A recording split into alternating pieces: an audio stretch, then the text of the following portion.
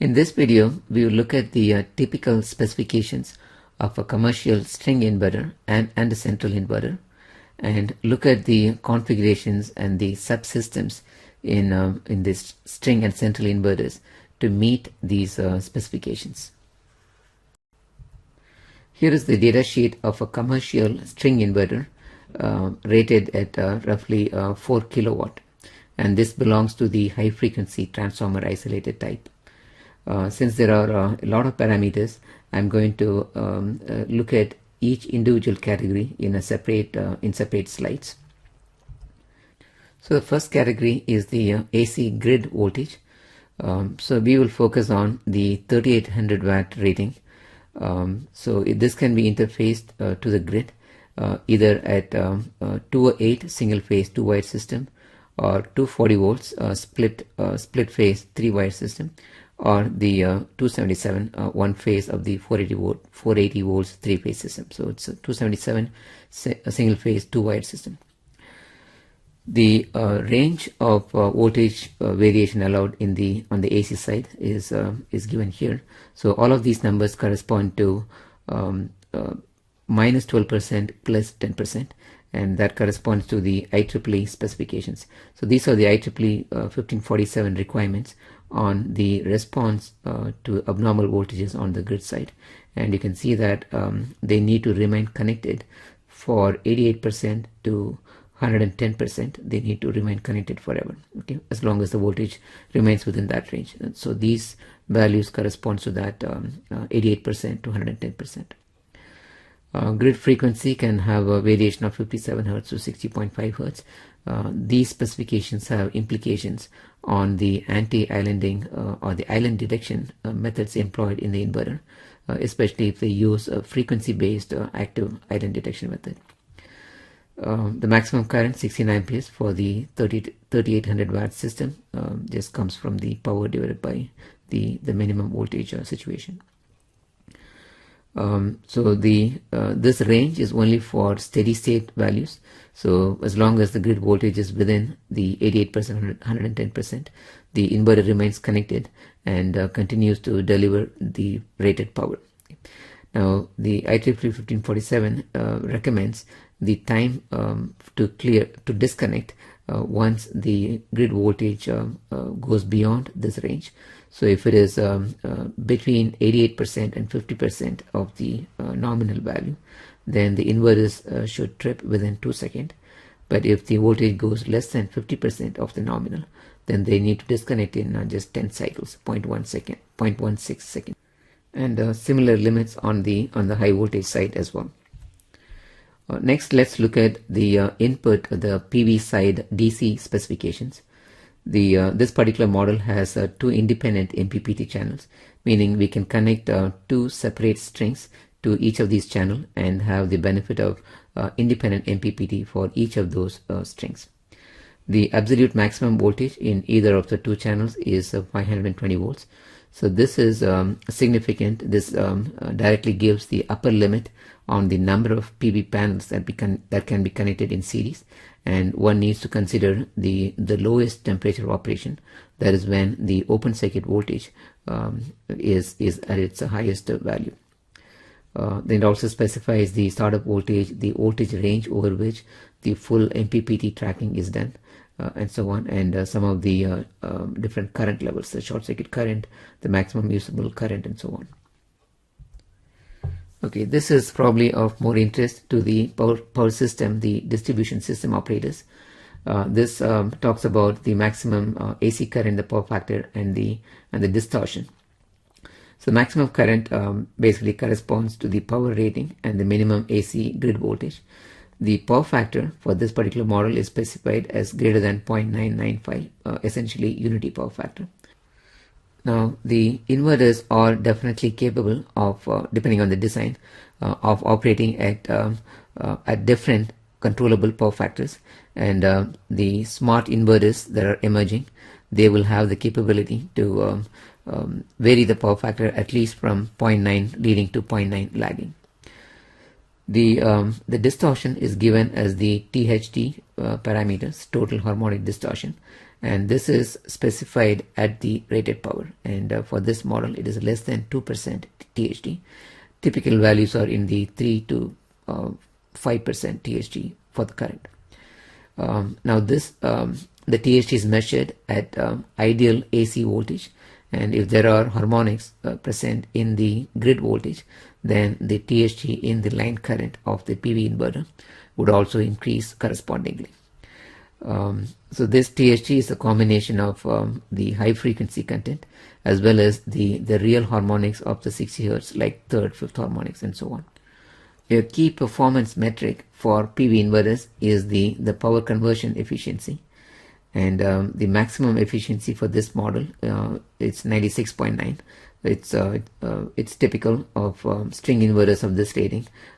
Most products are in the 96 to 97% range.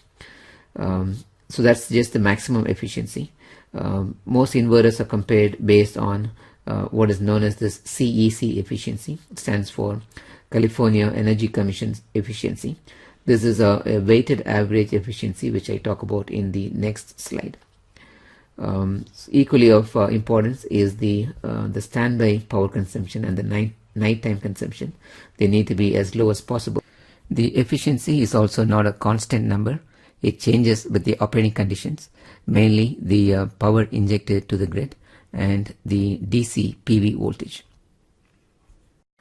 The PV inverters operate under many different environmental insulation conditions depending on the day, time of day, season and so on. So instead of comparing the performance of inverters based on just the peak efficiency, a more realistic metric is to get the is to use the weighted average efficiency, and that is defined by CEC and the equivalent European agencies. So the weighted efficiency is defined as shown here. So they consider the efficiency at different power injection conditions. So for example, eta 5 is the efficiency at 5% of the rated power, all the way up to eta 100 being the efficiency exactly at the rated power. Each of these part load or part power efficiencies, they are given different weights. So for CEC definition, these are the weights F1 through F7. F1 is at 5% and F7 is at 100% rated power. So the CEC heavily weights the efficiency at 75% of the rated power, like 0.53, versus at full power it's only 0.05, and at 5% rated power it's 0 weight. All inverter manufacturers now specify their CEC efficiency in their data sheet. Okay, then the different protection features in the PV inverters. On the input DC side, they have the reverse polarity protection based on a diode. They have overvoltage protection both at the DC and at the AC side using these varistors, which are surge suppression devices. On the PV side, they also have the ground fault detection and interruption, GFDI. And a key requirement for all the inverters is this anti-islanding protection, and they need to meet the requirements of IEEE 1547, which is same as what is there in UL 1741 as well. Other safety features. So this particular product is high frequency transformer isolated, and these are all the safety standards and approvals. And this being a transformer isolated inverter, this can be, the PV arrays can be grounded. Either the positive conductor or the negative conductor can be grounded. This inverter supports both. Whereas if you look at the data sheet of a transformer-less inverter, you would see that they specify strictly ungrounded PV arrays. So having looked at the specifications in detail, let's look at the basic configuration and briefly the topologies used in string inverters to meet these specifications. Here is a basic block diagram of a string inverter. This is the PV array, and we have the DC disconnect switch. Then we have a fairly large EMI filters and different DC side protections and ground fault interruption devices. Then the DC voltage from the PV is fed through the DC-DC converter, which in this example is a high frequency isolated DC-DC topology. Then we have a large bank of electrolytic bulk capacitors, and this DC link voltage is converted to AC voltage through this switch mode DC to AC PWM converter, switching at a few tenths of kilohertz. We have AC line filter to take care of removing the switching frequency content, and also providing some surge voltage protection from the grid side. A digital control platform like a DSP or an FPGA handles the control law implementation for mainly the two stages, the DC-DC and DC-AC stage, and also generates the PWM pulses to drive the gates of the power semiconductor switches in both of these converter stages. It also handles the communication with external devices. Next, we will look at some of the more commonly used circuit topologies, mainly for the DC-DC and DC-AC stages of the inverter. So this is a typical power stage schematic of a string inverter with high frequency isolation. So the DC-DC stage is implemented using what is known as an isolated boost type DC-to-DC converter. This is the high frequency transformer, which provides the galvanic isolation as well as performs the voltage matching function. So we can have a wide range of PV DC voltage interfacing to 120 volts or 240 volts or other grid systems. The bulk capacitor is really at the output of this isolated DC-DC stage, and as I mentioned, this is a large bank of electrolytic capacitors. The DC-AC stage is implemented by a full bridge inverter consisting of these 4 switches, and at the output we have an LCL filter, which completely which reduces the high frequency content injected into the grid as per the required specifications.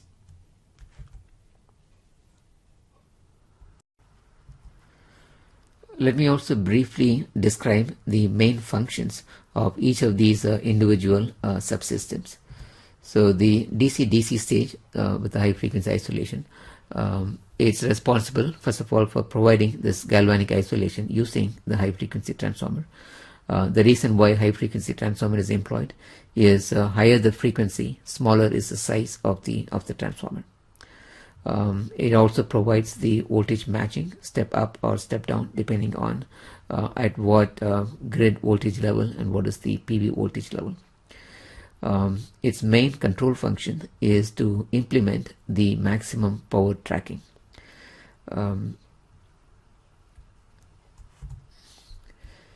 The DC to AC converter, the PWM converter, this is responsible for controlling the grid current, mostly to be in phase with the voltage for unity power factor operation, and the magnitude is controlled so that the maximum power from the PV is extracted. Okay. So it's like the first stage extracts as much power as possible from the PV and feeds it into this DC link capacitor, and the DC AC stage regulates this voltage and thereby extracts the maximum power that is injected from the DC-DC stage. So the DC to AC converter is also responsible for regulating the DC link voltage so that all of these switches do not see any over voltages. And another key function of the DC-AC stage is to implement this active island detection. The bulk capacitors, they have an important role to play in especially in single phase applications, because in single phase applications the instantaneous power that goes into the grid is pulsating. It's pulsating at 120 Hertz, whereas the power that we want to draw from the PV should be as smooth a DC as possible. Therefore, the balance between this constant DC power and there's pulsating power at 120 Hertz. That balance has to be stored somewhere, and that is stored in this DC link capacitors. Since we're talking about fairly low frequencies, 120 Hertz, we need a very large capacitance, and that is why if you open any string inverter, much of it will be this bank of electrolytic capacitors.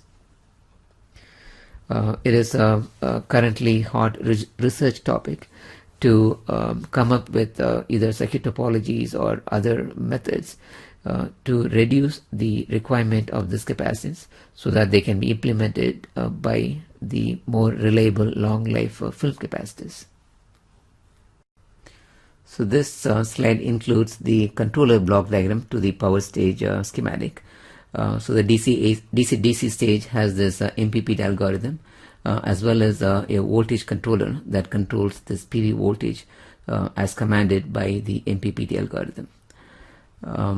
The DC AC stage, as we saw, has two functions. One is to regulate the DC link voltage that is done as an outer loop, which provides the current reference for the inner current control loop, which regulates the injected grid current following the command given by the DC link voltage loop. Okay, then moving on to three-phase central inverters. Here is the overall configuration of utility scale PV power plant. So here are the large PV arrays. So several PV strings are connected together in a DC combiner box and fed as the DC input into these multiple central inverters.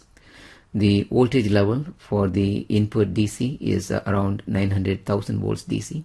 There are also some 1500 volts products coming into the market.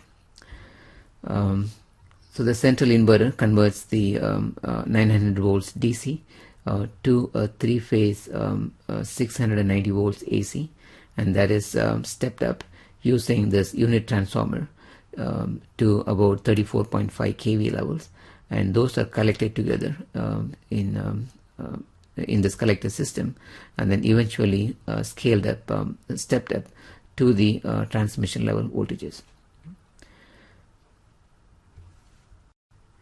As the power levels of a typical utility scale PV power plant increases and approaches the power levels of a medium size conventional power plant, there are growing expectations that the large PV power plants also behave and support the grid similar to that of a conventional power plant, especially during system contingencies. So they are expected to provide reactive power support, volt-var control, and active power control, especially controlling the ramp rate both up and down, power curtailment based on grid conditions, and provide some measure of dispatchability. And during large system contingencies, the PV inverters, the PV power plant, should also take part in the frequency, primary and secondary frequency support and inertial support. There are also increasingly stringent requirements for the inverter to remain connected to the grid under low voltage conditions and during faults, and as well as provide fault recovery support. Many of the advanced grid support features of the inverter were actually demonstrated in field in the Flagstaff high penetration PV study using GE's 700 kVA Brilliance inverter. So remote controlled variable power factor mode of operation, on-demand reactive power, power curtailment were demonstrated. Some of the typical commercial central inverter specifications. So this one is rated at 780 kVA. On the DC side, maximum DC voltage is 1000 volts. Here are the MPPT voltage range. The array grounding can be both negative or positive. And going to the AC side, this one operates at 690 volts, 3-phase, 3-wire. And similar frequency range as the string inverters, And one interesting specification here is the power factor control range. So this inverter normally operates at unity power factor, but its power factor can be adjusted to be anywhere between 0.9 lagging to 0.9 leading. The THG is less than 3%. Efficiency is typically higher for central inverters. So the peak efficiency is 98.4, whereas the CEC efficiency is also as high as 98%. These are some of the standards that the central inverters need to meet. Some common power converter topologies used in central inverters. Since the central inverter uses a 60 Hz unit transformer, there is no need for a high frequency isolated stage. So this also is a two-stage converter. The first stage is a DC to DC. So these are the PV DC inputs from 3 separate arrays, and they feed into a non-isolated boost converter, and their switching pulses are interleaved to reduce some high frequency ripple on the DC side. On the AC side, we have a 3-phase bridge corresponding to the 3-phase output, and the DC link in the 3-phase applications don't have to be as large as the single-phase applications, because the instantaneous power going into the 3-phase grid is mostly a constant value. Some other inverter manufacturers use what is known as a multi-level topology, using more number of switches as shown here. And the advantage of a multi-level converter is that at the pole output, each leg gives a 3-level waveform. That's why it's called as a 3-level topology. And the resulting line-to-line voltage at the output, the 3-phase line-to-line voltage, has this waveform. It has 5 levels, and as you can see, it begins to approach that of a sine wave. Therefore, the filtering requirement is significantly reduced using the 3-level topology.